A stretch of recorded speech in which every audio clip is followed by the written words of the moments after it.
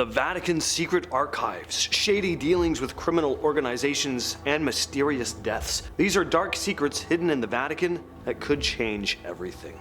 The Vatican Secret Archives, one of the greatest sources of conspiracies when it comes to the church, and with a name like that, you can't really blame anyone for speculating about all the dark and depraved things that could be hidden inside. I mean, why do people keep secrets in the first place, right? The name's been changed to the Vatican Apostolic Archive now, which I imagine has to have something to do with all the attention it was getting before. These archives hold centuries of church history, letters, documents, maybe even artifacts, secrets that could reveal things about the darker side of the church or completely change how we view history. Some say that the Vatican supposedly has papers that could change our entire understanding of early Christianity, including texts that didn't make it into the Bible or documentation about historical figures, people whose stories the church may not want us to know about. There are even conspiracy theories claiming that the Vatican has proof that Jesus wasn't who the church says he was, or that some of the earliest Christian writings contradict how the Bible is currently taught. The Vatican Bank, or as it's officially called, the Institute for the Works of Religion,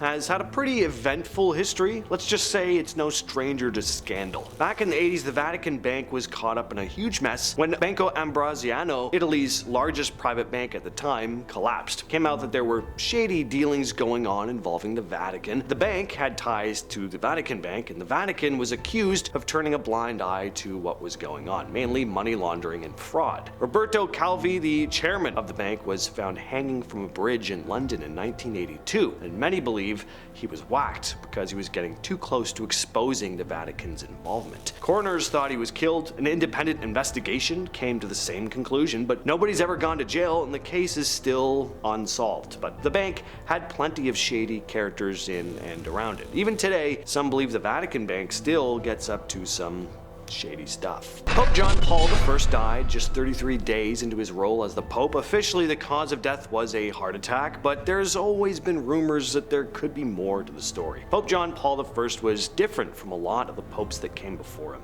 He seemed to want to make big changes in the Vatican. He wanted to clean up the Vatican's finances and address the corruption in the church. He was vocal about wanting to reform the way the Vatican operated, and this didn't sit well with everyone. Some believe that the Pope was taken out by those who felt threatened by all the changes he was setting out to make. Not only did he die suddenly, he was buried suddenly. The Vatican seemed like they were in a rush to handle the situation. John Paul's body had been discovered by a nun who had access to his private rooms, and within hours, arrangements for his funeral were already made. There wasn't even an autopsy. The Vatican just said he died of a heart attack and that an autopsy wasn't necessary. The Vatican's actions, or lack thereof, during World War II have been highly criticized for decades. Pope Pius XII, who served during the war, faced a lot of criticism for not speaking out more against the Third Reich. He's also been cited with quietly helping some Jews escape, but he didn't publicly condemn the German regime, which has led to this conspiracy about the Pope possibly having been in cahoots, but others think the Church chose to stay silent to avoid making things worse,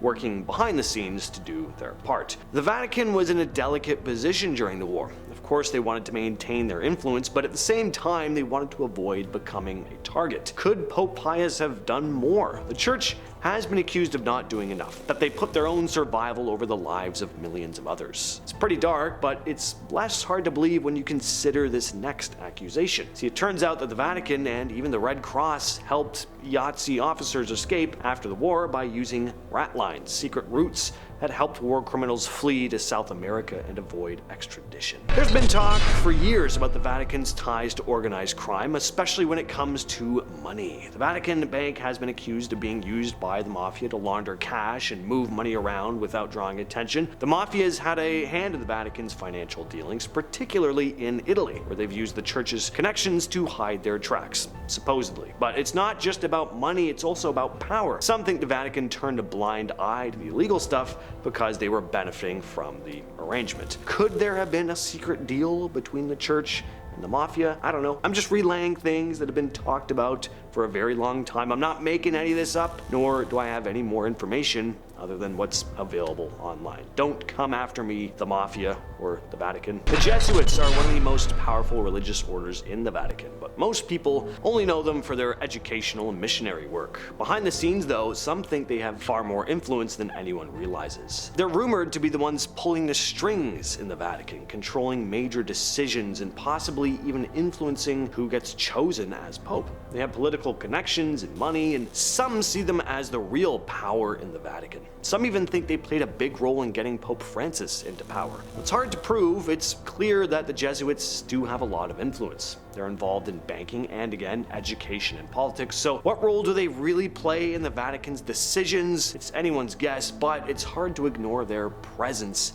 in the background. The Shroud of Turin is one of the most famous religious artifacts in the world. It's said to be the burial cloth of Jesus Christ, and it's kept under extremely tight security in the Vatican. But what's the deal with it really? Is the shroud really the cloth that Jesus was wrapped in after his crucifixion, or is it just an elaborate medieval fake? Scientists have tried to date the shroud using carbon dating, but the results have been inconclusive. Some believe the Vatican is keeping the shroud's secrets hidden because it may contain proof of the supernatural, maybe evidence of Christ's resurrection. That seems unlikely to me, though. I feel like if there was somehow proof of that in the artifact, that they'd be very enthusiastic about sharing that in the world. In fact, we'd probably just never hear the end of it. The other argument is, of course, that the shroud could contain evidence that may disprove the resurrection altogether. Whatever the truth, though, the fact that the Vatican's kept the thing so close to the vest has led to all sorts of conspiracy theories. The Inquisition was a terrifying period in history where the Catholic Church brutally persecuted anyone it considered a heretic. For centuries, people were attacked, burned at the stake, and forced to confess to crimes they didn't commit. The Church was actively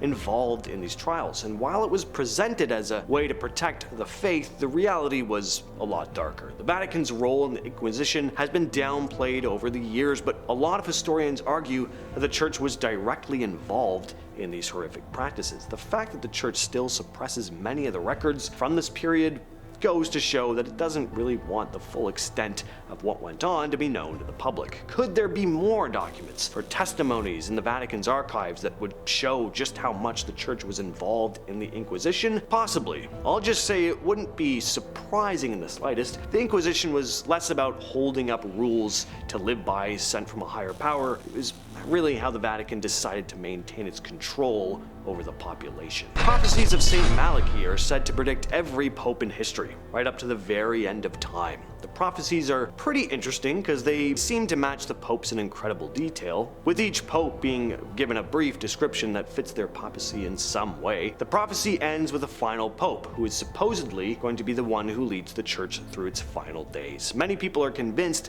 that the prophecy is real, and some even think that we're living in the final days of the church right now, the last pope yet to be revealed. Now, why does the Vatican keep quiet about these prophecies? Could there be a reason the church doesn't want us to know that it may all be predicted in advance? I don't know. I'm not really one for believing in these so-called prophecies, but what do you all think?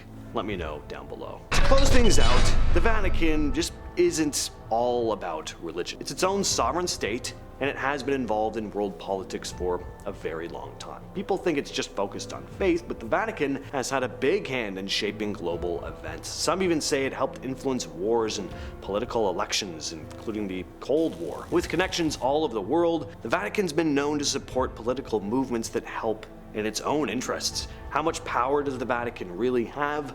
Could it be secretly controlling events without us realizing it? All that said, I'm telling you now to check us out on our next video. I'll see you next time.